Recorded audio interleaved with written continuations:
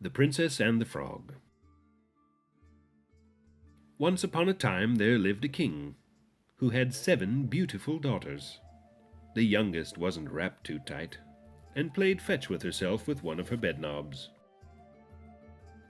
When she came over to the pond to argue with her reflection, the waterfowl gave her a wide berth. She threw the brass ball as hard as she could at the rude blonde in the water for looking at her funny, then burst into tears, thinking she'd killed her only friend. Linear emotions were not her strong suit.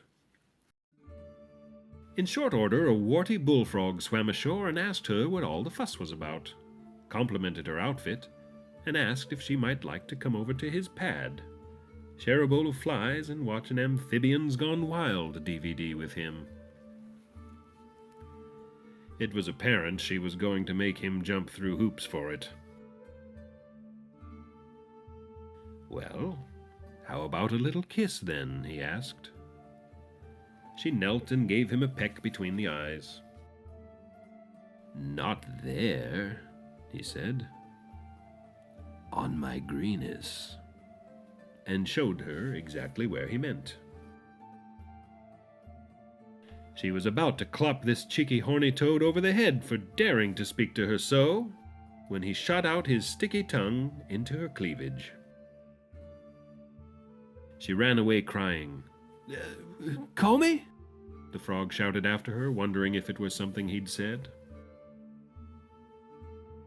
The frog figured he was rounding third base with this one and didn't think the old fruit in ballet shoes with the air filter round his neck would prove to be much competition.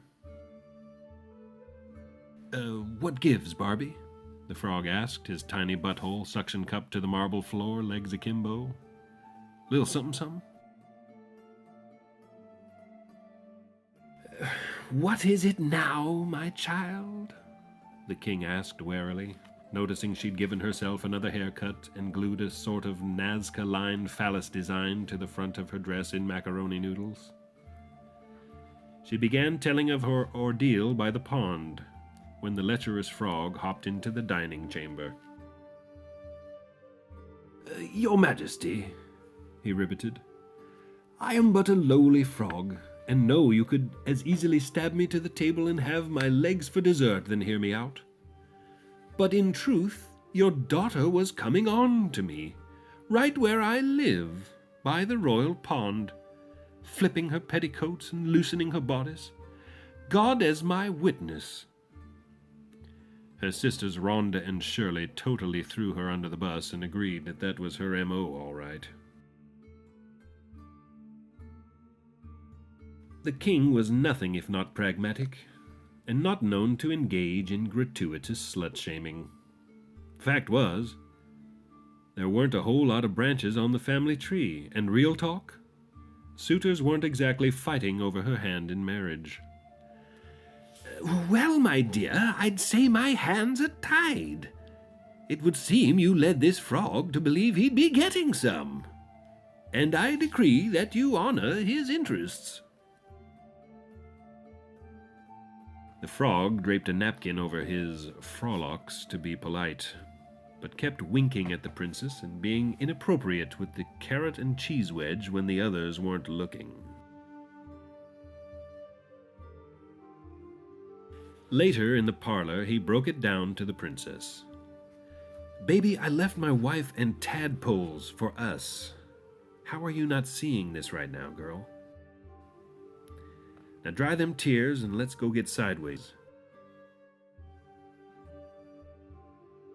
She reluctantly perched him on the back of her hand, and his bumpy gherkin parted her fingers into a Vulcan salute.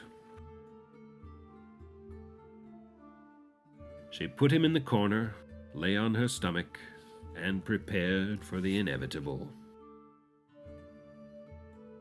He hopped all the way across the room and was now inches from her face. But just as she was rolling him over onto his disgusting back to give him his medicine, there, in a flash of smoke and twinkles, a vaguely familiar figure emerged from the haze. Was it that hunky David Cassidy? A teenaged Michael Caine? Bollywood icon? 50s Elvis? No, silly, it's me, Michael Jackson. I've been hiding from the IRS since faking my death and putting the final touches on my plastic surgery and completing my vitiligo treatments. Hee! If you run away with me, we can stay at the castle I bought in Poland and... The princess thought this might be marginally better than doing a frog. So they told her father and set out for his palace in Gdansk. They were wed under his pseudonym, Mikhail Janeska, in a sexless marriage hiding from creditors and fans. Shamon.